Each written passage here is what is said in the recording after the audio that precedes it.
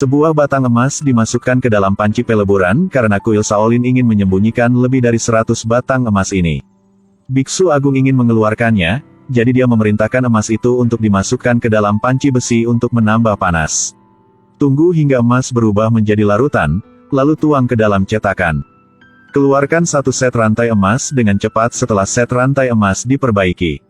500 tile emas murni yang dibentuk menjadi rantai besi sepanjang 23 meter. Terakhir masukkan saja ke dalam air suhu rendah, akan mendapatkan rantai besi hitam. Tidak ada yang bisa melihat bahwa rantai besi ini terbuat dari emas. Dan yang penting sekarang adalah bagaimana cara melepaskan rantai besi ini. Harus tahu bahwa pintu depan kuil Shaolin dikelilingi oleh tentara. Tujuan utamanya adalah untuk menemukan emas yang disembunyikan kuil Shaolin. Biksu Agung itu tiba-tiba memikirkan cara, Fang Tiyu di kuil sering tidak mematuhi aturan lama dan keluar untuk bermain. Sekarang, mereka dapat menemukan kesempatan untuk menghukumnya. Biksu itu menyuruhnya keluar dari kuil, membawa borgol yang berat dan bekerja keras sejauh ratusan mil. Apakah kamu patuh? Aku patuh. Biksu Agung memutuskan untuk membiarkan Fang Tiyu memulai pertapaan besok, dia memberitahu orang-orang di luar kuil.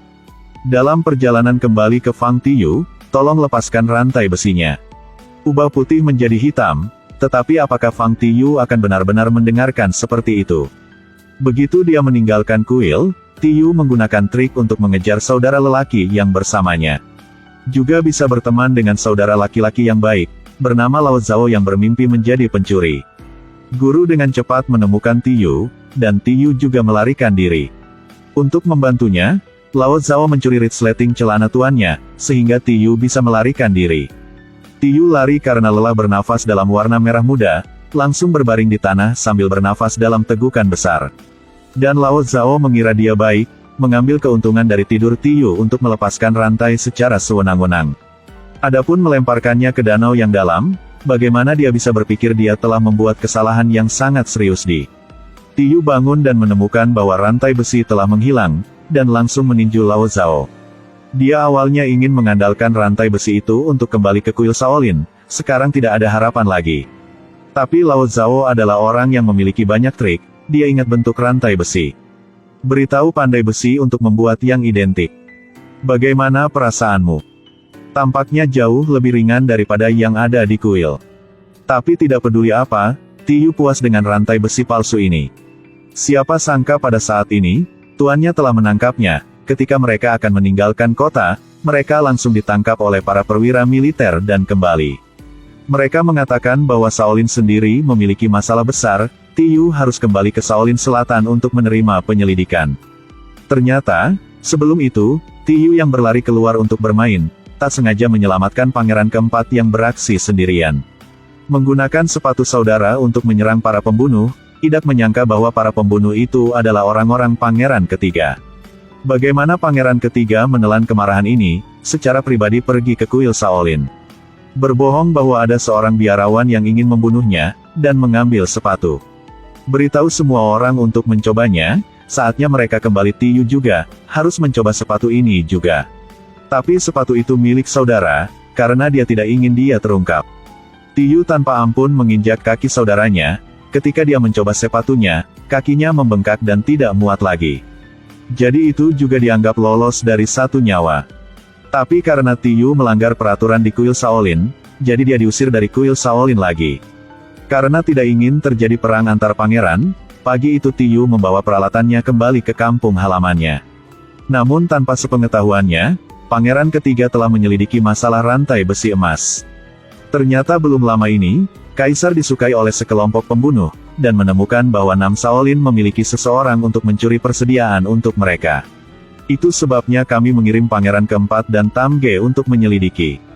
Pangeran ketiga ingin cepat membuat pahala, dia memaksa biarawan candi menggunakan siksaan untuk memaksa busur. Kemudian, dia menemukan bahwa orang yang berjabat tangan dengan kelompok pembunuh adalah Biksu Agung.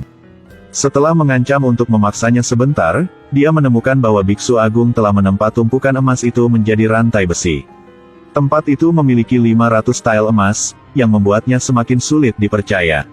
Ini hanya satu dari jumlah emas, selama ini, melalui tangan fasilitator, ada total 5 kali jumlah emas ini.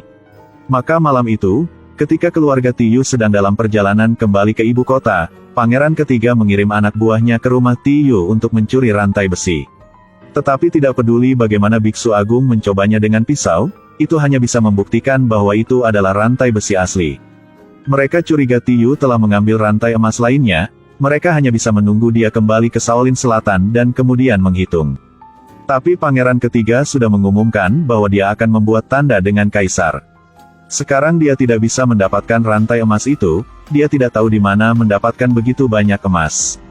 Jadi dia mengincar upeti, pangeran ketiga mengirim sekelompok orang yang berpura-pura menjadi bandit gunung untuk mencuri upeti yang berharga. Tetapi ketika upeti dicuri, dia tahu bahwa orang-orangnya telah tiba sekarang. Kelompok perampok upeti pada awalnya bertemu dengan iring-iringan mobil ayah Tiyu.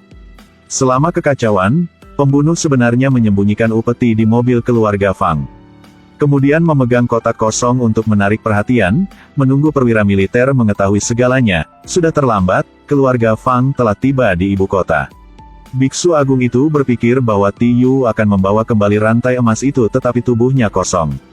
Tidak tahu bahwa ayah Tiyu telah meletakkan kotak berisi upeti di gudang kuil Shaolin. Pangeran ketiga yang diselidiki pihak ini sudah tahu bahwa pemerintah di sini dan kelompok pembunuh lainnya berkolusi satu sama lain. Oleh karena itu, mengirim biksu agung untuk mendengarkan berita, Trifu memperingatkan bahwa dia telah diekspos. Segera menyalahkan ayah Tiyu, tetapi tutornya segera berjabat tangan dengan pangeran ketiga. Menjatuhkan upeti yang tersembunyi di balik sutra keluarga Fang, lalu dengan sengaja menemukan seseorang untuk mengacaukan keluarga Fang. Segera dibawa ke pengadilan untuk diadili, para prajurit menemukan upeti di rumah mereka ketika mereka memeriksa. Sungguh tragis sekarang, ayah Fang di penjara. Sementara pangeran ketiga menanyainya, dia mengatakan bahwa dia pernah membawa kain sutra ke kuil Shaolin. Pangeran ketiga mengirim orang untuk menyelidiki, tetapi tidak menemukan apa-apa. Upeti telah dicuri oleh para pembunuh dan dikirim ke kepala negara. Sang ayah tidak lagi efektif. Dia dipaksa oleh pemerintah untuk menggunakan penyiksaan untuk memaksa busur, dan diperintahkan untuk memenggal kepala. Pada saat ini, pangeran ketiga merasa pasti ada yang salah dengan ini. Jadi pada hari eksekusi, bukan hanya Tiyu yang datang untuk merampok tempat eksekusi ayahnya. Pangeran ketiga juga mengirim orang untuk berhenti, berkat bantuannya, ayah Fang Tiyu terselamatkan. Setelah itu, pangeran keempat menasihatinya untuk kembali ke Kondao, karena keluarga ayah Fang tidak bisa tidak setuju. Dan Tiyu juga menyamakan keselamatan anggota keluarganya dan pergi bersama ayahnya. Bagi orang biasa seperti mereka, jatuh ke dalam perang kerajaan sangatlah menakutkan. Jika tidak hati-hati, mereka akan menjadi seperti ayah Fang yang tidak bersalah, berubah menjadi pengorbanan untuk kekuasaan. Dalam perang kerajaan, orang yang cerdas mengetahui identitasnya untuk menyelamatkan hidupnya.